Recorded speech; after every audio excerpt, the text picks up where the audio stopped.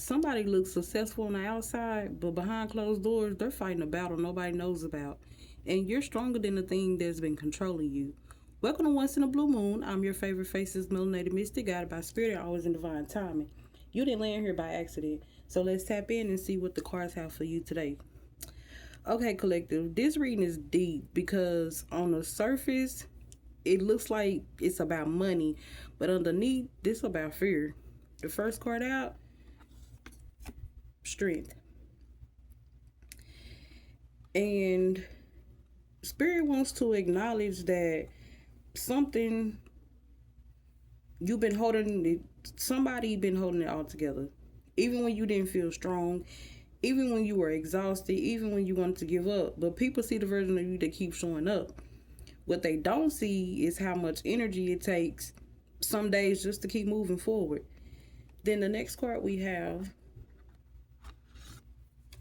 is the devil card, showing his face. And now we talking about something that has a grip on somebody.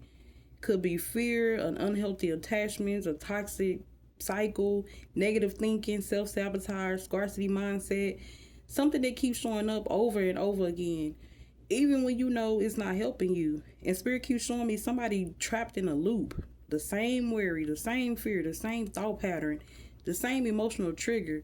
And every time you think you beating it, it just sneaks back in. Now, the next card we have is the Five of Pentacles.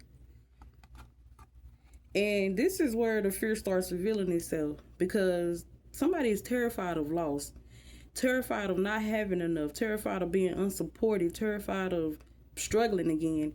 Now, for some of you, yes, this could be financial stress, but for many of you, this feels like emotional poverty, like feeling alone, feeling unsupported, feeling like you have carried everything by yourself.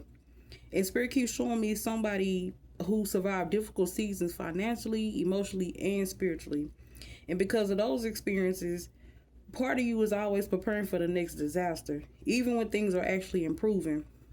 Now, the next card we got, or come out, Queen of Pentacles. And the Queen of Pentacles is exactly why I say the fear isn't matching reality, because the Queen of Pentacles is stable, grounded, resourceful, capable. This is someone who knows how to create abundance, someone who knows how to make things work, and someone who builds, nurtures, provides.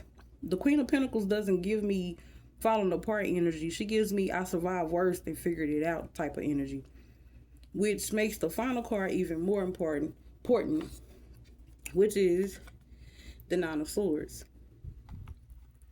Now, I'm gonna scoot these over so y'all can see. Scoot her over. There. You know what? They all ain't gonna be able to be shown, but hey.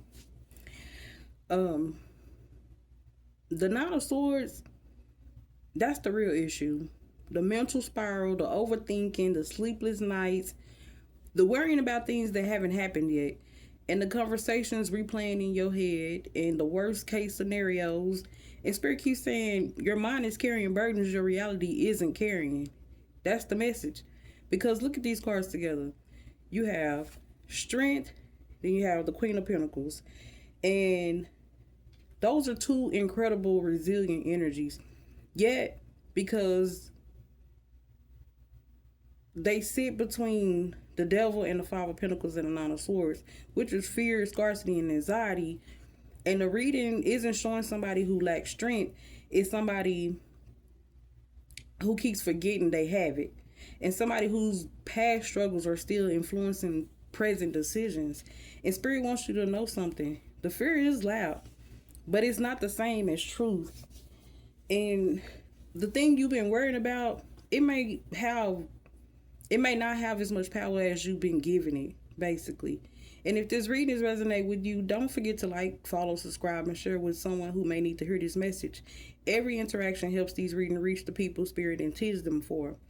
Now, to move forward, Pay attention to the stories you're telling yourself.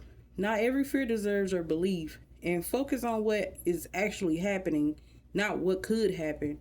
You've already proven you're capable of surviving difficult seasons. Now give yourself permission to believe you can thrive too. Now, in the comments below, collective, let me know what's one fear you've been carrying lately that you're ready to release and stop giving power to. And I'll see you in the next one.